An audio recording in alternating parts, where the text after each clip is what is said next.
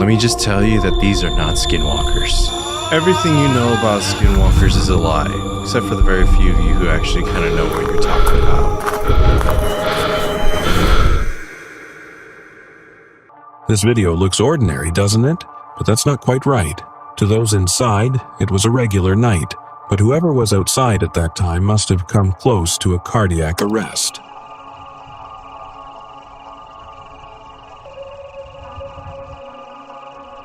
A few seconds after the lights came on, you can see on the far left a creature walking into the frame and walking away again. Some say it's a dog, but that late at night? Perhaps not. This couple was about to leave their ranch when the unexpected happened. They suddenly heard a scream from a distance and went outside to check. Whoa. What is that? Scared the shit out of me. Some screaming. The inhuman screams were coming from a naked man who was just standing at the edge of the forest. The man just stood there, looking lost. The couple themselves didn't know what to do and finally decided to whistle. What is that? That isn't a person. What the It's a naked man. Hello? Are you okay? Can we help you? He's just standing there. Hello?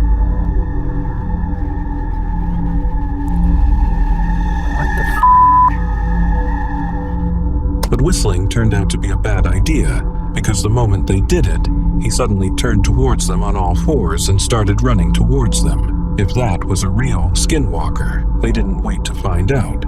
We have to do this whistle. I heard whistling to them is like the worst thing we do.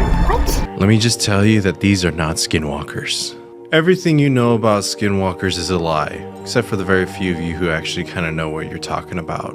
Now this video is going to be the first of my paranormal series, so there's going to be a lot more paranormal investigations, more stories, more talks about my experiences that I've had in the paranormal.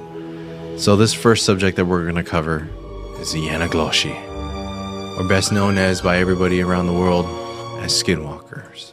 I've been traveling on the YouTubes, the TikToks, the Instagrams, and I've been seeing a lot of videos about how people try to tell stories about skinwalkers. Here, for example, in this video, we see a skinwalker who has taken on the form of a man. Oh. Hey, neighbor. In fact, skinwalkers are basically wizards who've killed their loved ones. Now, I know a lot of you out there have heard stories or even claimed to have seen a skinwalker in their lives.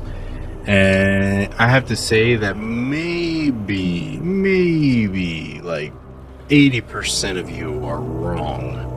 Let me explain. So, I know a lot of word has been spread across the United States, across all Turtle Island, and even the world about skinwalkers and the lores and the legends of it. And I've seen a lot of YouTube videos. They get some things right here and there, but I noticed that they miss a lot of stuff. And, you know, I honestly don't blame them. You know, it's a hot topic. They're not from these lands, and so they do their best to get what they can from Google and do the research online. And so I'm here to set the story straight. And now I know on our previous channel, Unearthing the Supernatural, we've kind of covered this subject a lot, but here I'm going to do it officially on my channel. So, where does the skinwalker come from? Where does the Yanagloshi come from? Where do they hail? Where do they live? Yeah, might even know what they eat. Just kidding. But skinwalkers and Yanagloshis originate from the Navajo Nation. Hundreds of years ago, medicinal people used to go to our four sacred mountains that border the Navajo Nation. 2 in Colorado, 1 in Arizona, and 1 in New Mexico. Now these medicinal people would have to traverse the land very quickly to be able to do this ceremony within a couple days. So, the spiritual people taught these medicinal men how to shapeshift, how to turn into animals, how to turn into deer, how to turn into coyotes, how to turn into hawks. And so they use this power to be able to traverse the land for good, to do really good medicinal ceremonies, to be able to help patients, and in that old sacred way they used to do this. But to be able to learn how to shapeshift was a very, very, very hard task, and it was not easy to do. So what people used to have to do, they used to spend years of their life learning the songs, going through ceremonies to be able to learn how to shapeshift into these animals. Now, there's a lot of people that were out there that were like, man, this is taking too long. I can't do this, I can't stick with this. Now, when that happened, evil and darkness heard their voice as well, heard their prayers, searching for an easier way to do this. Darkness and evil said, come here. I know how to make you shapeshift real easy, but there's a couple things that you have to do to be able to obtain this power. So some people were just like, well, what do you have to do?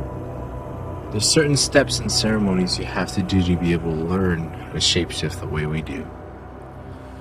First off, you have to sacrifice a loved one, an immediate loved one.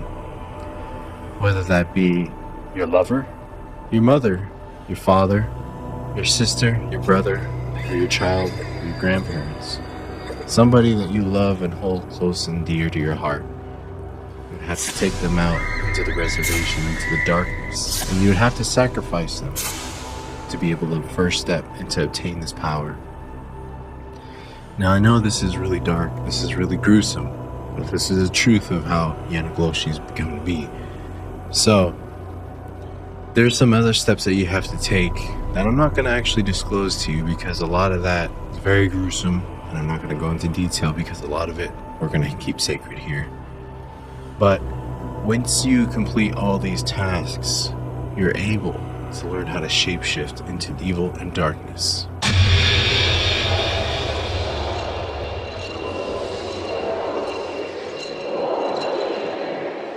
Now, a lot of things that everyone seems to forget is where these skinwalkers come from. The Navajo Nation itself holds a lot of sacred power within its borders, and a lot of songs and ceremonies that tie into the mountains, the land, the sky, and its geological point where it's at.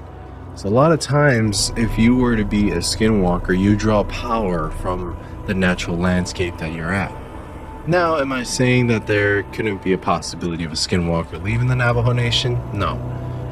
If they're really pretty high skilled enough to be able to leave the Navajo Nation, say go to the East Coast or learn how to shapeshift over there, use the mountain terrain over there and everything, yes, it's possible, but very, very unlikely.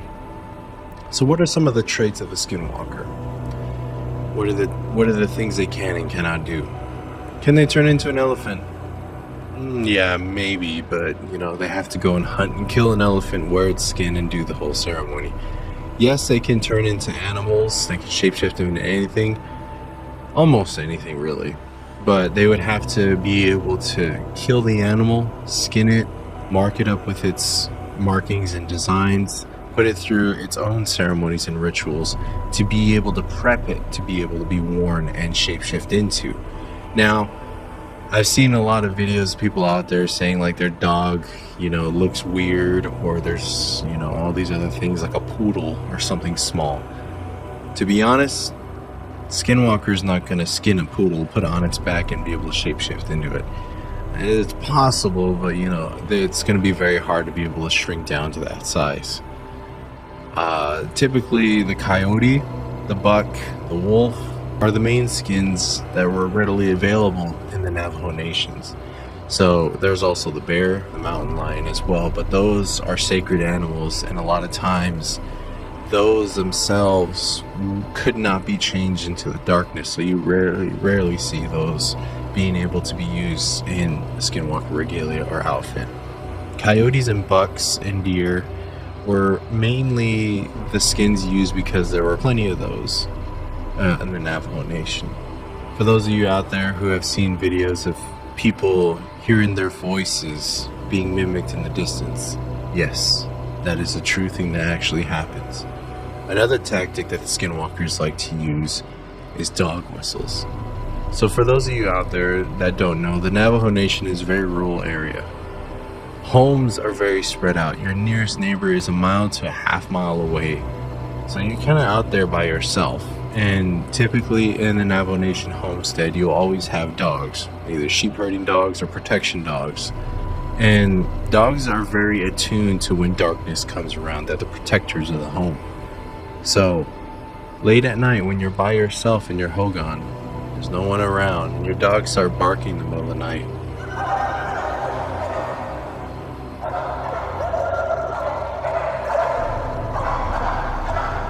But then they stop. You're like wondering, like, why? Why did my dog stop barking? One tool that these skinwalkers use is dog whistles. They use these whistles, or bone whistles, more specifically. They use these whistles to be able to hush up the dogs, to be able to sneak in close to the home. And then they put these powders, they do these songs and these ceremonies to be able to put your animals and protectors to sleep. Now, I'm pretty sure everyone out there in the Navajo Nation knows, and if you're watching this, I'm sure you have stories of being home late at night, sleeping, and then you hear footsteps on your roof.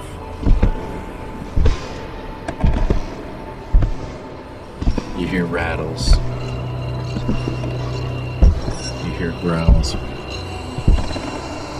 You hear scratching on your door. For those of you out there, if you were to go to the Navajo Nation, I'm pretty sure about 90% of everybody in the Navajo Nation has experienced a Yanagloshi in their life. So, what are some of the weapons that the Skinwalker uses? A Skinwalker typically uses natural-based elements weapons. So, a Skinwalker is typically known as a grave robber or a Navajo witch, but there's a lot more to it. So typically a lot of the weapons are based off of natural elements. They're grave robbers. They go to the cemeteries, they dig up bodies, they grab the bones, and if they're still decaying, sometimes they use the flesh. A lot of the flesh from the human bones and body can be used as poisons to be able to bring sickness onto the people. So they make bone knives, bone darts. They grind up the bones after they collect them to make this powder. And it is said that these Yanagloshis can paralyze you. It's another one of their powers that they have. They can come up to you and paralyze you and you can't do anything about it. And they grab that ground up bone powder and they blow it in your face. And if you don't get a ceremony soon, that is a curse that is put upon you and you will die. It's very, very powerful. So everybody out there, be sure to watch out. So what are the abilities that Skinwalkers have? Other than paralyzing you, they have incredible speed. There's a lot of reports on the reservation of people driving on dirt roads going 50 to 75 miles an hour, or even 100 depending on what kind of road you're on. Not a lot of cops out there. But while these people are driving in the middle of the night coming back home from work or hauling wood, there are reports and signs of people running alongside their vehicles in the middle of the night. And the only thing that can run that fast and out there is a Yanagloshi.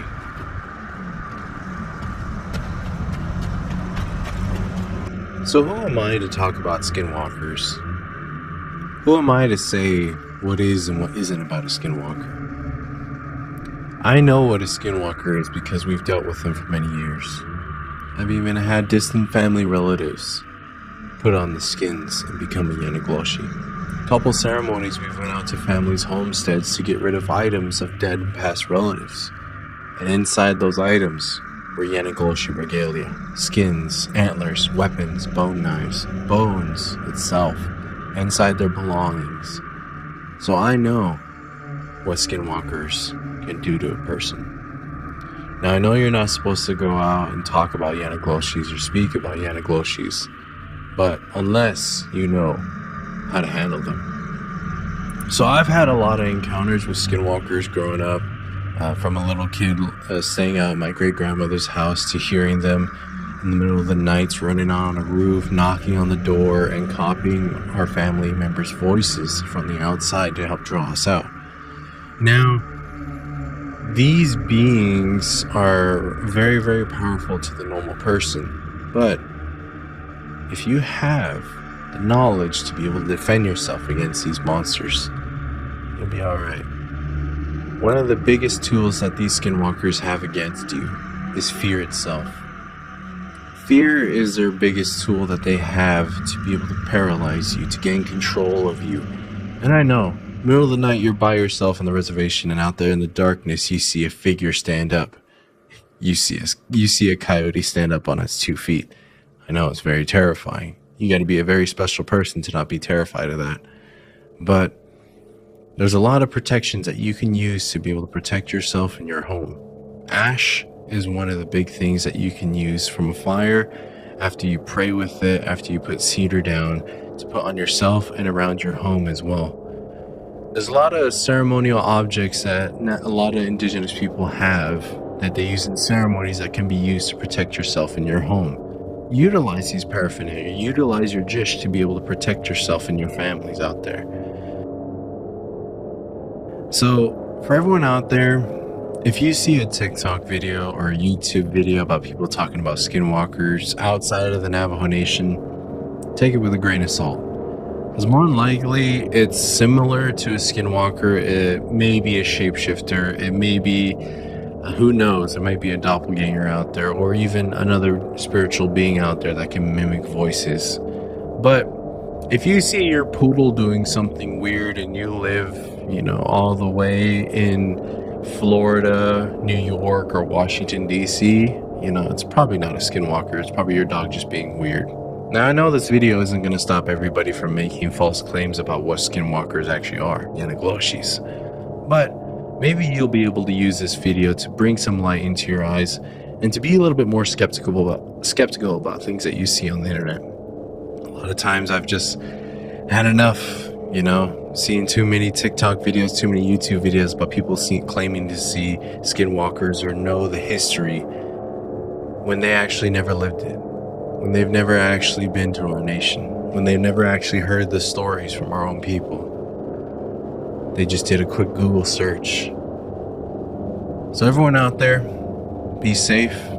Here's a quick story of Yanagloshi, and there's going to be more stories, more adventures on my paranormal journey.